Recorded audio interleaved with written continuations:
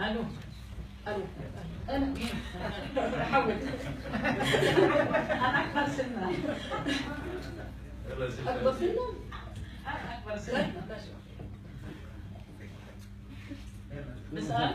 اوكي. يلا اول شيء مساء الخير، اهلا وسهلا فيكم بصراحه بالموازين.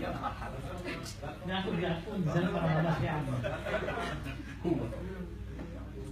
اقعدوا بالنص ليقدروا ياخذوكم مع بعض. ايه لانه الصور يطلعوا معاك. لا حاتمي يجلس في المكان.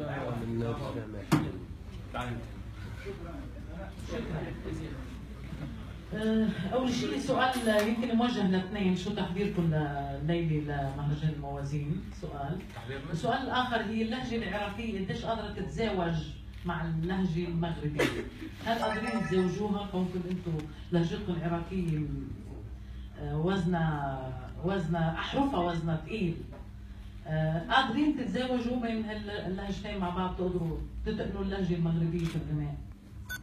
احنا مو قصه نتقنها، بالعكس احنا عرب. المغرب اليوم لهجتها احنا عرب، المغرب والعراق وكل البلدان العربيه احنا عرب ونفهم، يعني جزء من حركه الشفاء يفهمونا، يعني يفهمونا من خلال فننا، من خلال ايقاعنا، من خلال موسيقتنا اللي نعملها. وان شاء الله ربي يعني احنا جمهورنا اليوم اللي راح يحضر لنا راح يسمعنا وراح يفهمنا وراح يعرف شو نقول من مواويل ومن اغاني ان شاء الله. لحنيا بتقدروا تاخذوا اغنيه مغربيه وتلحنوها بالطريقه غنيت عن المغربيه، غنيت باللهجه المغربيه وباللهجه المصريه وباللهجه اللبنانيه. ان شاء الله يا رب اليوم نقدر نوصل اشياء جميله لجمهورنا المغربي اللي حاضرنا ان شاء الله. ان شاء الله. طيب هي لغات الفن لغه واحده. انت عندك اغنيه ما شاء الله حافظينها بالمغرب كمان. الحمد لله. شكرا. خلصت سلمى. خلصت. مساء النور، خديجه براق عن موقع عبورة بريس الإخباري. أول سؤال للفنان حاتم العراقي، طبعا من خلال المعلومات اللي ممكن جمعناها عنك من العراق، أنك في زمن الكاسيت كنت أشهر من فنان كاظم الساهر، وقيل أنك كانت أمواج بشرية جماهيرية يعني تتابع حفلاتك في مهرجان بابل فترة التسعينيات. طيب بالنسبة للفترة طويلة يعني بين التسعينيات لليوم، حتى نشوف حاتم العراقي في مهرجان من حجم مهرجان موازين او حتى انتشار قبل مهرجان موازين يعني. انت قلت هلا موجود يعني؟ لا موجود اعرف انك موجود، ولكن السبب انك حتى ما تواجدت فتره من التسعينات، يعني تواجدت بالخليج، يعني طلعت مع انك كنت مشهور جدا في العراق، ولكن طلعت كان حتى شفناك في وناسه في برامج معينه في الخليج. اسباب اللي خلاتك ما اعرف، يعني غالبا الفنان العراقي يقول بانه الاسباب الامنيه والحصار واللي كان ظروف الوضع بالعراق، ولكن هناك اكيد اسباب اخرى يا ريت نعرفها عن الفنان حاتم العراقي.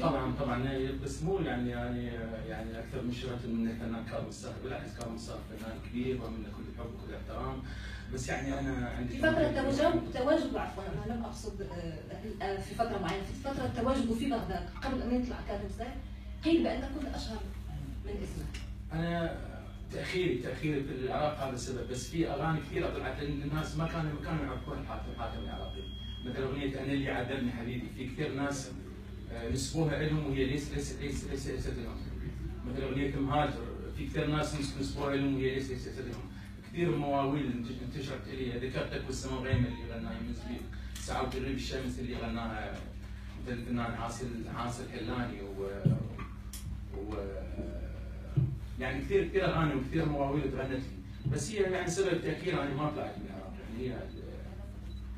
شكرا. بالنسبه للفنان وليد الشامي، الفنان وليد يمكن انت من الفنانين العراقيين يمكن كسرت القاعده، يعني اشتهرت من الخليج، مع انه يعني اخذت الموسيقى يمكن من العراق من الخليج، شقيقك رائد اعتقد، ولكن طلعت الاردن فما نجحت بالشكل الكافي، ولكن يمكن حتى طلعت من الخليج العربي، وهذا غير الفنان العراقي اللي كلهم انتشروا في العراق قبل ما يطلعوا على الخليج. السؤال هل صحيح انه كان عرض اسمك على شركه وما امنت وقتها بموهبتك وباسمك كوليد الشامي؟ شكرا. طبعا كثير من الشركات كانت غير مؤمنه بوليد الشامي، كانت تنظر لوليد الشامي ملحن فقط، ما جازفه. لكن انا جازت مع نفسي وقدمت وليد الشامي في الموضوع بعد وليد الشامي الملحن. الحمد لله توفق.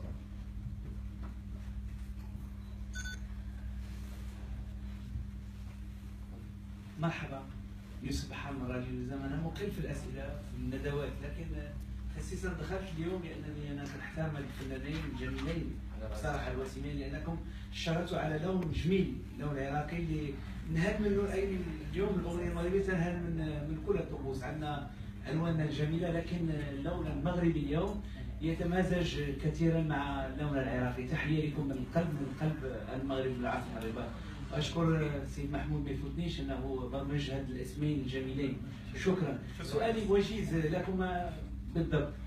يعني اليوم كيف ترون الأغنية المغربية في شخص سعد المجرد، في شخص محمد رضا حاتم عمور، هالأسماء اللي أسماء أيضا المنور هدى سعد اللي عرفوا أكثر الأغنية المغربية. ثم أيضا أنتم توجهتوا بأغانيكم للأفراح، لون الفرح كثير وخصوصا اللون الشبابي.